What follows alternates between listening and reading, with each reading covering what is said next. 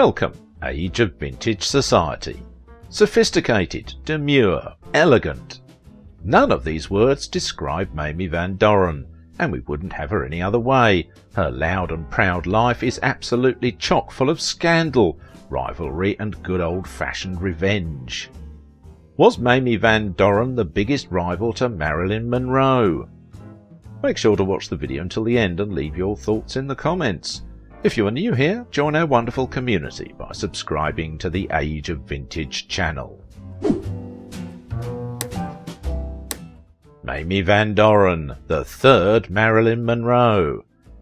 Mamie Van Doren is more than just one of the three M's. In the 1950s, Mamie Van Doren and her fellow bombshell blondes, Marilyn Monroe and Jane Mansfield, became known as the three M's. Van Doren's career had skyrocketed as a leading lady in a number of juvenile delinquent rock and roll pictures during the late 1950s. After deciding to take roles from other studios, Van Doren starred in several films that became cult classics. One noteworthy role was in Untamed Youth, that featured rock and roll music for the first time. Her name became synonymous with the rebellious style of rockers, and she even recorded some rock records. Many of Van Doren's film roles showcased her ample curves, and her on-screen wardrobe consisted of tight sweaters, low-cut blouses, form-fitting dresses and daring swimsuits for that era. She was a well-endowed woman who reportedly wore a double D bra, although she corrected someone years later, saying they were bigger. Van Doren was always proud of her natural body. Still, she and other starlets at the time didn't achieve the same superstar status as Marilyn Monroe, even though they were often compared to one another. Also, by passing up a role, she helped Jane Mansfield become a star. She was born Joan Lucille Orlando on February 6, 1931, but real names are for non-famous people. The day she signed her first studio contract was President Dwight Eisenhower's inauguration, and studio heads decided to rename her Mamie after his wife Mamie Eisenhower. Van Doren, meanwhile, was the family name of prominent American intellectuals. Van Doren had big dreams as a child. Being born in the Midwest didn't come with a lot of glamour. She said she loved going to the theatre as a child, and she dreamt of being an actress. It was something she always wanted, so when she made it to Hollywood she felt like a dream had come true. While she never imagined her career would be based on her sex appeal, she was not shy about showing off her figure. Van Doren didn't even realise that her figure set her apart from other women until she was in a beauty pageant. Then she realised she could be a movie star. Mamie started to get noticed more and more, and was often photographed looking gorgeous with some hunk or other on her arm at all the famous movie star haunts like Ciro's on Sunset Boulevard. The girl from South Dakota's Badlands was finally a star. She appeared in a few huge movies like Ain't Misbehaving, but didn't really hit the A-list until she helped bring rock and roll to the movies in 1957 in her most famous role. Mamie's most famous film is the juvenile delinquency exploitation flick Untamed Youth, in which she shared top billing with her old pal Laurie Nelson. The rock and roll musical totally fits with Van Doren's raucous bad girl image, as it tells the tale of two sisters who are arrested for hitchhiking and skinny dipping and sentenced to farm labour in Texas. In a review that really represents the attitude of the times, the New York Times summed it up as a movie that portrays sisters who run afoul of the law and are sent to a prison farm populated almost entirely by rock and roll addicts. Call it a fate almost worse than death. Did you know that Mamie Van Doren actually became the first actress ever to sing rock and roll on film in Untamed Youth? Mamie appeared in her trademark tight sweater and bullet bra in these bad girl movies, but she also played in romantic comedies like Teacher's Pet, starring alongside Clark Gable, who she described as the king of all kings, and Doris Day. That said, her role was edited because of the number of outfits she was required to wear in the film. The latter was the first film to feature her nude through a steamy shower door. While audiences of teenage boys snuck in to ogle her, they only got to see her naked back, which was still pretty scandalous at the time. Maybe believing that a large wardrobe meant less screen time, Mamie started wearing skimpier and skimpier outfits in B-movies like Vice Raid and comedies like Sex Kittens Go to College. In 1963 she glammed it up in the Argentinian film The Blonde from Buenos Aires. A few years later, and she was bearing all in Three Nuts in Search of a Bolt, 1964, she posed twice for Playboy magazine in 1963 to promote Three Nuts, but, somewhat surprisingly, was never a playmate. As the swinging 60s progressed, she became more famous for appearing naked and roles in campy B-movies like The Navy vs. the Night Monsters than she was for being a serious actress. In the 1950s, Marilyn Monroe, Jane Mansfield and Mamie Van Doren became known as the Three M's. With their peroxide blonde hair and perfect figures, the trio of bombshells often went for the same roles. While the three were rivals, the media played on their similarities and hyped the rivalry between them. When Van Doren turned down caricaturing Marilyn in Will Success Spoil Rock Hunter, the up-and-coming Jane Mansfield ended up getting the part. According to the woman herself, she taught Marilyn Monroe a thing or two about style and fashion. Apparently Marilyn would often buy the same outfits that Mamie had just been photographed wearing. Believe it or not, Mamie claims she first met Marilyn Monroe when she was 12, when she used to sneak into Los Angeles Ambassador Hotel's swimming pool. The first time, Marilyn was allegedly doing a photo shoot, and a photographer shouted, "Get out of the way, kid!" And Marilyn defended her, saying, "You have no right to say that to her." That's Mamie's version of events anyway. Talking about Marilyn Monroe is strange. To me, she's a person. To most people, she's an idea. In a recent interview, Mamie described Marilyn as just a cute gal.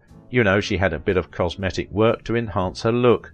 When the very next question asked if there was any rivalry between the two, she replied, "None whatsoever. I was always very comfortable in my own skin, probably more than she was in hers. I never felt like I needed to copy anyone." Because Van Doren was compared to Marilyn Monroe so often, people often talked about who they liked better. Quincy Jones knew whom he would pick. Van Doren and Jones dated for a hot, secret second, and he talked about their relationship in an interview once.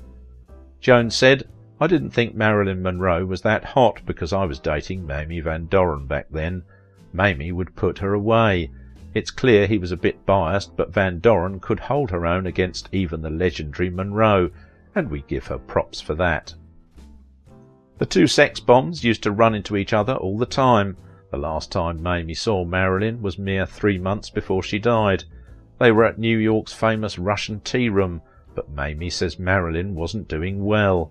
She had not been living well, she had been drinking heavily that day, and she really looked disturbed. Marilyn was being used, she knew that, and she was trying to cope with it, and the drugs made things much, much worse. It exaggerated everything. She was so vulnerable to the world, but what a sweet person she really was, lovable, compassionate. I have nothing but grace for Marilyn, and she should have been at least nominated for an Academy. Once, presumably in the early 60s, Marilyn gave Mamie Van Doren some friendly advice about dating politicians. And let's just say that Marilyn knew a thing or two on the subject, since she's rumoured to have had affairs with both President John F. Kennedy and his brother Robert F. Kennedy. Monroe cautioned Mamie never to fall in love with a politician. When they screw you, they really screw you. By the end of the decade, Marilyn, JFK, RFK and Jane Mansfield were all dead. Unlike Van Doren's relationship with Mansfield, she was actually friends with Marilyn Monroe, although they were often pitted against each other as competition. Mamie never appeared in a movie with Marilyn, and the only time that two of the three M's appeared together in a movie was Mamie Van Doren and Jane Mansfield's turn in the Las Vegas Hillbillies. Jane Mansfield saw Mamie as her nemesis and refused to share any screen time with her, saying Van Doren was the drive-in's answer to Marilyn Monroe. Although her career was declining during the 60s, Van Doren still went to the hottest spots in town where all the other famous people hung out. One night the Beatles stopped by the trendy Whiskey A Go-Go bar in 1964 to visit Jane Mansfield. Van Doren also happened to be in the crowd that evening. Van Doren was enjoying her evening when she was suddenly hit in the face with a drink. George Harrison tried to throw his drink in a noisy journalist's face, but ended up hitting Van Doren instead. It was embarrassing for both parties, but it was worse because Van Doren's nemesis, Jane Mansfield, saw the whole thing. After Marilyn Monroe's suicide in 1962 and Jane Mansfield's fatal car crash in 1967, Mamie was left as the only surviving M. Hollywood didn't want to be reminded of blondes at that time, which was also one of the reasons why they didn't want Van Doren anymore. It was a very difficult time in her life. She really had to hang on. So her son and she moved to Orange County, and they lived here ever since.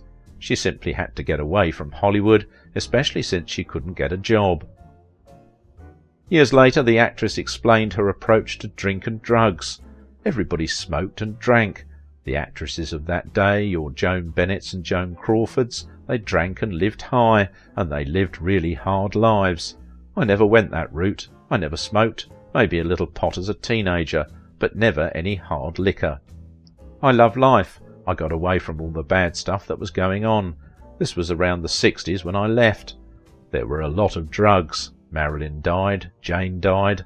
A lot of my contemporaries were gone. I just thought it was time to leave Hollywood. It just wasn't agreeing with me. But her career was basically over. She couldn't get any screen roles. She was not in that genre of movie stars at that time, and they also had new actresses coming up. Americans are also different from Europeans. Here it is hot and cold. One year you're popular, and the next nobody hears from you. It's the same with rock stars.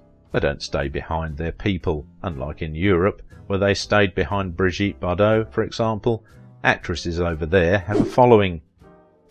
You can imagine how difficult it was to make Van Doren's mark as a blonde bombshell. At the same time, Marilyn Monroe and Jane Mansfield were stars. I didn't have much of a choice. Marilyn I liked very much. I got along with her fine. I started going to her drama coach, Natasha Littis, but she just wasn't right for me. So I went to another one, but I went along with it because I really didn't have much of a choice, and it was all men that ran everything. I don't think I saw one woman in charge of anything. So I don't know. I just managed to get it done, and it seemed like I was able to do it. A lot of girls couldn't. They would be on contract for 6 months and then disappear. But the big question is, who was better? According to Van Doren, Marilyn Monroe was a fashion copycat, while many people consider Marilyn Monroe a style icon. She was reportedly taking outfit ideas from Van Doren. She claimed Monroe would buy the same outfits she had been photographed wearing after the pictures were printed.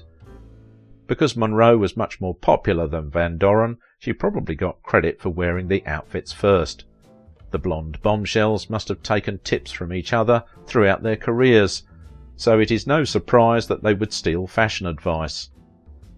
The press crowned Mamie Van Doren, Marilyn Monroe and Jane Mansfield the 3 M's in the 1950s. Hollywood's it girls, they were considered the cream of the honey-haired crop.